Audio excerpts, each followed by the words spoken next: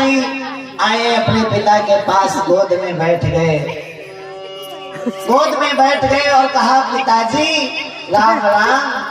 जो ही राम का नाम सुना तो आज प्रहलाद जी को अपनी गोदी से उठाकर फेंका है। प्रहलाद जी धड़ाम से नीचे गिरे हैं।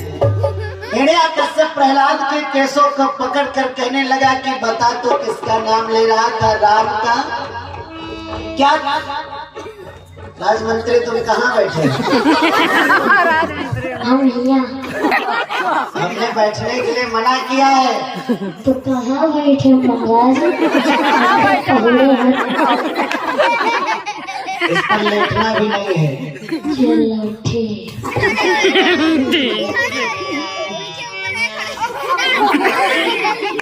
अब ये क्या है? अरे महाराज बताओ फिर क्या करी? न लेटी न बैठी तो सीधा खड़े हुई है।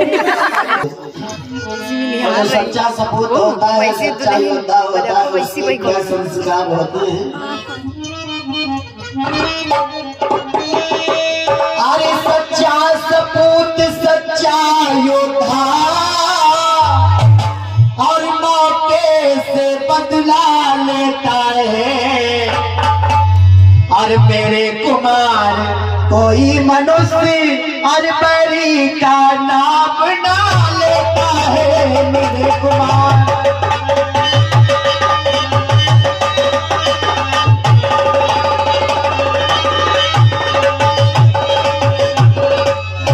इसलिए प्रहलाद को राम का नाम लेना छोड़ दो। प्रहलाद जी कह लगे, पिताजी राम का नाम तो नहीं छोड़ सकते, बेशक मेरे प्राण चले जाए। कश्यप मार रहा है प्रहलाद को। प्रहलाद जी रो करके कहने लगे, पिताजी सताओ ना, सताओ ना पिता मेरे, और लगन हरि से लगाई है, लगन हरि से लगाई।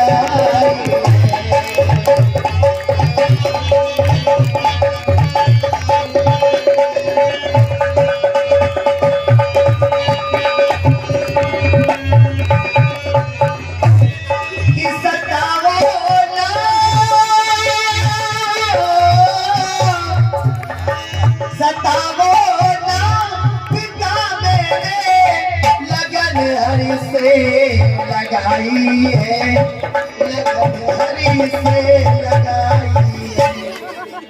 मारो ना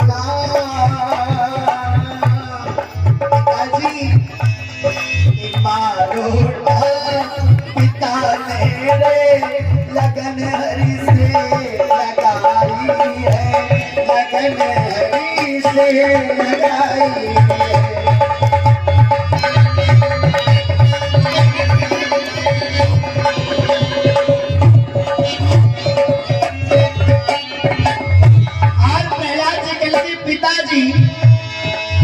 कि तुम मारो चाहे जितना मारो, इसकी हमको परवाह नहीं।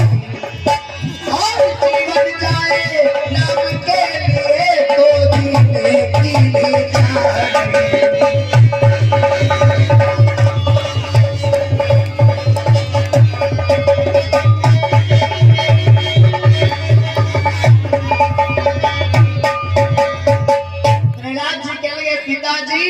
राम का नाम लेते लेते अगर हमारे प्राण चले जाए तो हम अपने आप को सौभाग्यशाली समझूंगा।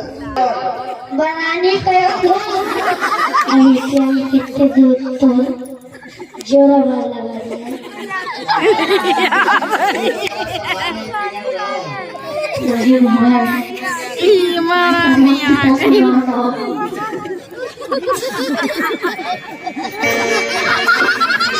नहीं क्या धूम आई।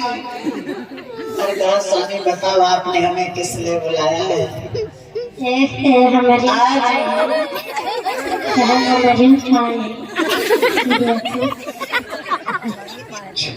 पवित्र कर दो।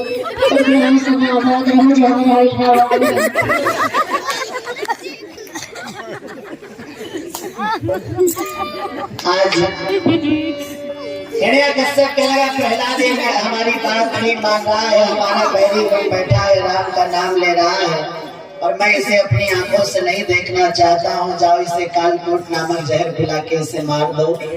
कादू कहने लगी स्वामी ये अभी बालक है, ना समझ है, नादान है, मैं इसे समझाऊंगी, आपकी बात नहीं मानता है तो मैं समझाऊंगी। तुम जो इसका प्याज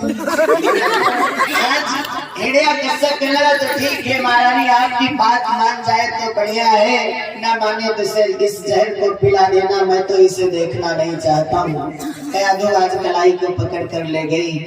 राजमंत्री तुम भी संग में जाओ, हमें शंका है। महाराज कादू प्रहलाद को ले गई अपने कमरे में और कैसे समझाती है।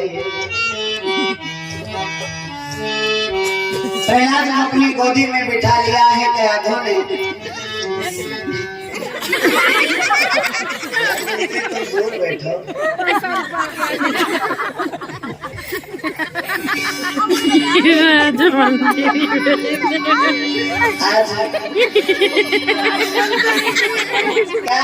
कादू बार प्रहलाद को समझा रही कि मेरे लाल तू राम का नाम लेना छोड़ दे, क्या रखा है राम के नाम में। प्रहलाद जी कह गए मैया तू भी वैसी बातें कर रही जैसे पिताजी कह रहे। कादू कह रही तेरे पिता ने तुझे जहर देने के लिए कहा और मैं तेरी माँ हूँ, मैं तुझे जहर कैसे पिला सकती हूँ। प्रहलाद ने कहा माँ सुताए की चिंता करती है, मैं कुछ नहीं होगा। प्रहलाद जी ने उस जहर को उठाया जिस पात्र में जहर रखा था। देखते ही देखते प्रहलाद जी जहर का पान कर जाते हैं। जहर का पान कर गए लेकिन प्रहलाद को कुछ हुआ नहीं। कादू खड़ी देख रही है कि मैं कोई सपना तो नहीं देख रही जो प्रहलाद को कुछ हुआ नहीं। इतना भयानक जहर है कालकोट जहर।